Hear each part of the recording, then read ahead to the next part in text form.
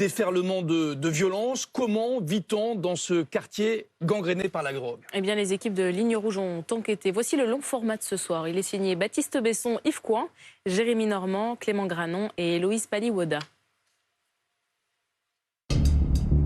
À bord de son véhicule de police, il a été l'un des premiers à intervenir au cœur d'une soirée de violence incontrôlable. Clément est policier à Nîmes depuis 20 ans. Le lundi 21 août dernier, un appel résonne à la radio de son véhicule. Une fusillade vient d'avoir lieu dans une cité de la ville. Quand on a été appelé pour ces tirs, on n'avait pas encore la notion de blessés dans un premier temps. Donc là, on s'est tous dirigés vers le secteur. À son arrivée, les coups de feu ont cessé, mais partout restent les traces d'un impressionnant déchaînement de violence. Il y a un très grand nombre de cartouches. Là, c'était pas une petite rafale en l'air pour intimider. Là, c'était je viens pour tuer. Franchement, moi, depuis que je suis ici, je l'avais pas encore vu. Au pied d'un immeuble, une cinquantaine de douilles de calibres différents et des traces de balles jusqu'au 12e étage. Une fusillade à l'arme de guerre, en pleine rue, avec des victimes au profil surprenant. Il est environ 23h15. Un militaire de 28 ans rentre d'une soirée au restaurant avec ses deux neveux de 7 et 10 ans. L'homme habite le quartier Pisevin à Nîmes. Il gare sa voiture devant son immeuble qui abrite un point de deal. C'est alors que des détonations résonnent. Depuis une tour, un habitant filme la scène.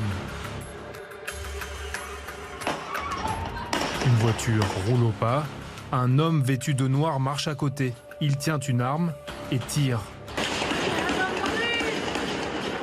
On entend d'autres détonations plus lointaines.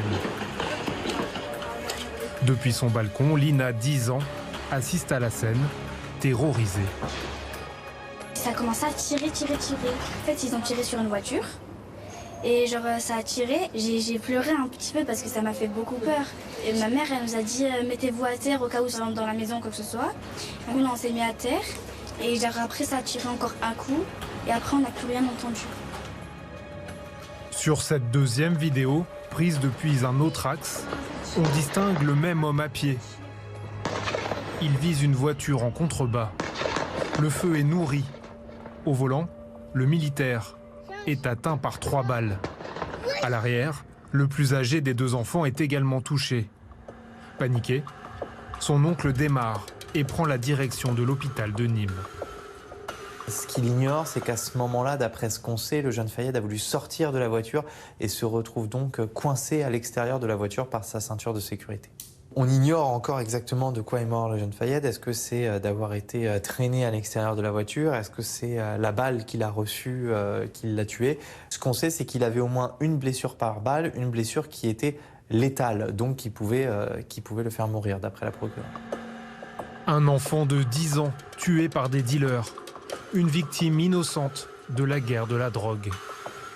Indéniablement, la famille victime n'est absolument associée d'aucune façon, ni avant ni actuellement, dans des faits de nature pénale, est une famille sans aucune difficulté à ce niveau-là et qui a eu pour seul malheur de passer au mauvais endroit au mauvais moment. Elle n'a jamais fait parler d'elle, ce fait partie de ces habitants du quartier à qui il faut absolument assurer la sécurité de vie du quotidien et qui véritablement vit aujourd'hui une tragédie des plus absolues.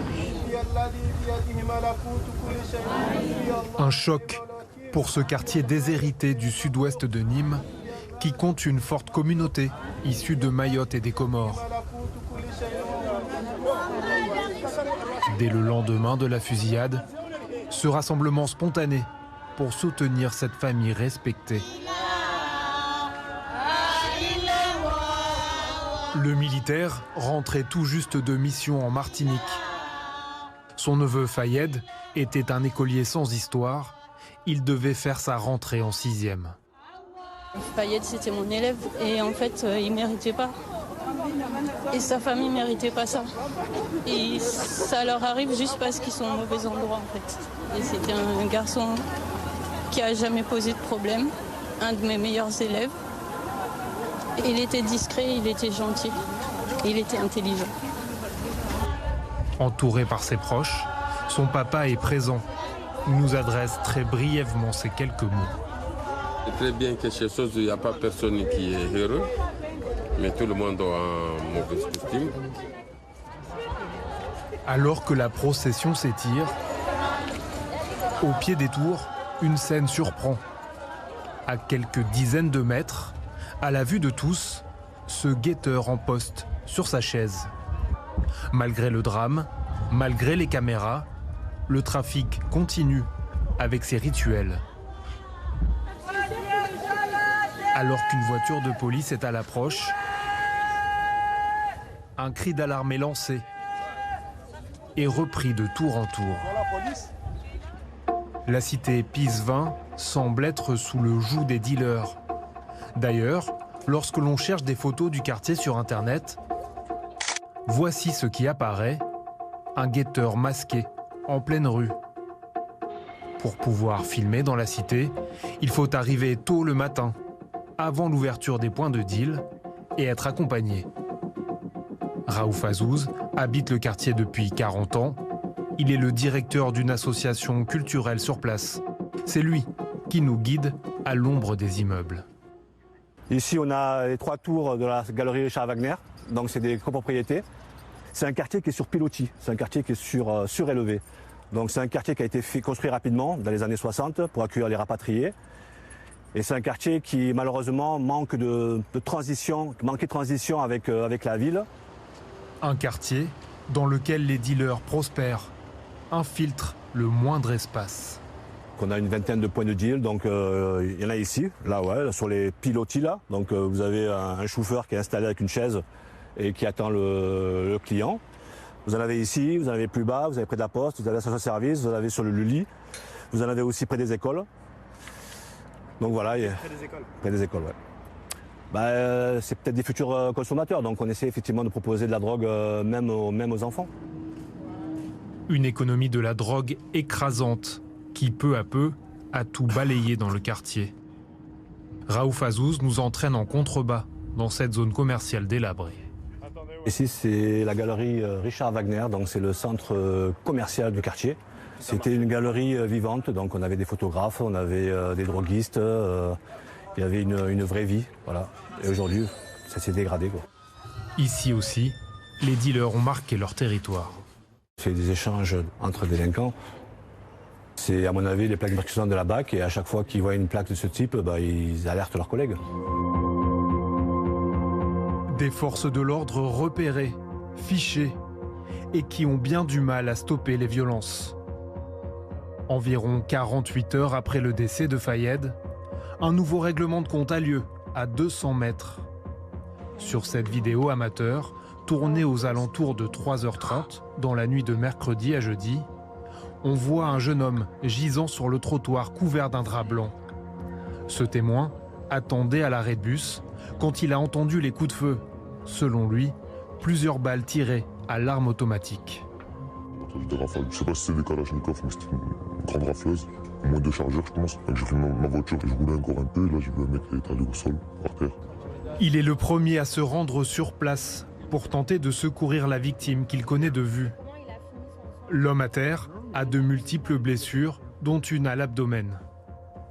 J'avais mon t-shirt et j'ai appuyé sur la plaie. Après, il y en avait plusieurs, je les ai pas tous trouvés. J'ai vu la plus importante, l'assassiné le plus, j'ai mis mon t-shirt, j'ai appuyé. Il était conscient encore, il était encore vivant, il respirait, il avait son pouls. Alors après, j'ai essayé de lui parler, il m'a regardé. Il n'a pas dit un mot, il m'a laissé regarder. Et après, il a fermé les yeux. Cet habitant est finalement rejoint par les policiers, puis les pompiers et le SAMU, qui tentent de réanimer la victime, en vain. Les pompiers sont arrivés, ils m'ont dit encore de tenir le truc comme ça. Et après le SAMU est arrivé, ils m'ont dit c'est bon, je prends le relais. Moi je m'en voulais parce que quand je suis arrivé, il était vivant. C'est-à-dire que je pouvais le sauver encore. Mais peut-être j'aurais fait un massage cardiaque, peut-être il serait vivant encore, je sais pas. Le jeune homme, âgé de 18 ans comme la victime, décrit son quartier comme le théâtre de fréquentes fusillades. Même constat chez cette habitante qui a elle aussi entendu les coups de feu. Nous, on a cru que c'était des pétards. En premier, ça a tiré presque 5-6 fois. Ça devient dangereux. On n'est plus en sécurité, on a peur de sortir. Les enfants, quand je leur ai dit de sortir, ils m'ont dit non maman, on a peur, s'il y a une voiture à passe, elle nous tire dessus. Le petit, ils ont appris le petit de 10 ans qui est mort. Et maintenant un jeune homme de 18 ans. Selon nos informations, la victime était défavorablement connue des services de police, qui découvrent une sacoche de billets près de son corps. Sur place, les enquêteurs recensent également de nombreuses douilles de différents calibres. Quelques kilomètres plus loin, c'est une voiture volée qui a été retrouvée incendiée. Elle pourrait avoir été utilisée par les tireurs. Cette violence et ces trafics, les forces de l'ordre ne parviennent pas à les endiguer. Illustration ce jour-là, avec cette opération de police au cœur de la cité. Devant notre caméra, les agents procèdent à un contrôle, restent sur place une quinzaine de minutes, mais comme un symbole, à peine quelques instants après leur départ, ce guetteur est déjà de retour à son poste. Par son cri, semble avertir de la fin de l'opération.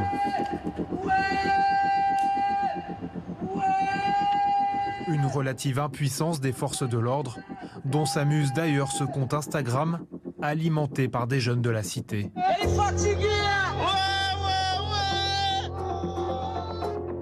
Et que nous confirme Clément, le policier nîmois, intervenu parmi les premiers le soir de la mort de Fayed.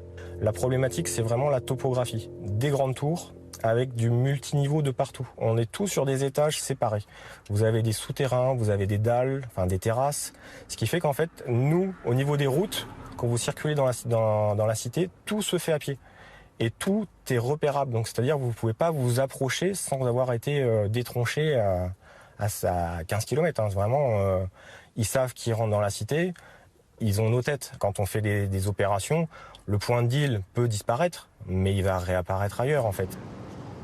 Un trafic aux enjeux financiers considérables, qui attise les rivalités, favorise les guerres de territoire. Vous avez la ZUP Sud, la ZUP Nord, séparées par l'avenue Kennedy, et la rivalité date de longtemps. Chaque zone a sa zone, enfin, a son territoire, et je pense que c'est cette lutte-là qui fait que on se retrouve avec ces fusillades. Par téléphone, nous contactons Yacine. Il a lui aussi subi de plein fouet la violence des dealers. L'un de ses proches a perdu la vie lors d'un règlement de compte au cœur de la cité. Amer, il décrit des réseaux sans aucune barrière morale. Alors d'aujourd'hui, plus de règles. Un gamin de 18 ans, 17 ans, il peut te sortir un calibre et te tirer dessus pour un verre. Il y avait la bombe à l'heure facilement, ça c'est sûr. C'est sûr, pour 10 000 euros, 20 000 euros, on peut te tuer, alors que je trouve pas que ça en vaut la chandelle. 20 000 euros, c'est une année de salaire, c'est tout. Yacine a désormais quitté la cité Pisevin, où selon lui, un cap a été franchi dans la violence. Bien entendu qu'il y a des armes lourdes, c'est fini les petits flingues. C'est fini les armes de pointe. Ah oui, parce que c'est littéralement une guerre, hein, faut dire. Hein. À partir du moment où il y a des fusils d'assaut qui se baladent en France illégalement et qui sont utilisés autant qu'à l'heure d'aujourd'hui, mais c'est des guerres. Les flics ne sont pas équipés pour en plus, hein, aussi, hein, c'est pareil. Hein. Les mecs sont bien plus équipés que les flics. Hein. Le trafic, au-delà des règlements de compte, c'est profondément ancré dans le quotidien. Cité Pisevin, les habitants ont appris à vivre avec. Les dealers font partie du décor. Le trafic de drogue, il se fait à ciel ouvert. Naturellement. C'est un magasin. Comment vous cohabitez avec les trafiquants de drogue? Franchement, avec eux, dans le respect total, ils sont gentils avec nous. Ils nous respectent. Des fois, quand je fais avec les courses avec les petits, ils m'aident. Je dis les choses telles qu'elles sont. Avec nous, il n'y a aucun problème. Mais d'autres se sentent pris au piège, comme Michel. Elle a accepté de témoigner, mais à l'extérieur du quartier et à visage caché, par peur des représailles.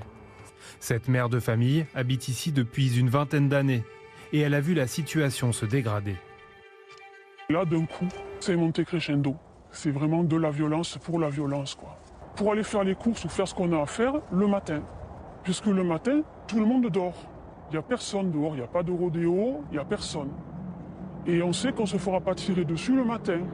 Parce qu'on a peur de ça, on a peur de se prendre les balles perdues. Pas par rapport à nous.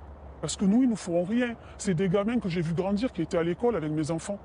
Et ils sont là tous les jours, et ils sont là. Et il m'est arrivé de croiser des guetteurs, hein, puisque c'est comme ça qu'on appelle ça, assis sur leurs chaises, bien installés, hein, avec des feux de bois quand il fait froid, parce qu'ils se chauffent, hein, ils font le feu de bois sur le trottoir. Donc on est obligé de passer sur la route.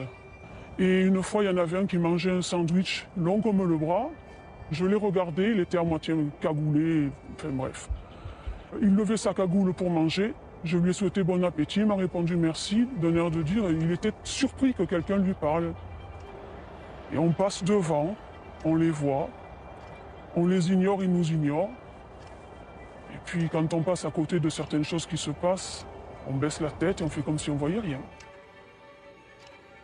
Comment endiguer ce fléau? Lutter contre cette spirale de la violence? Alors que le ministre de l'Intérieur annonce l'envoi d'une nouvelle unité de CRS pour pilonner, dit-il, les points de deal, Michel déplore la venue éphémère des forces de l'ordre. Comme d'autres habitants, elle réclame des moyens au long terme et une présence quotidienne des policiers dans le quartier.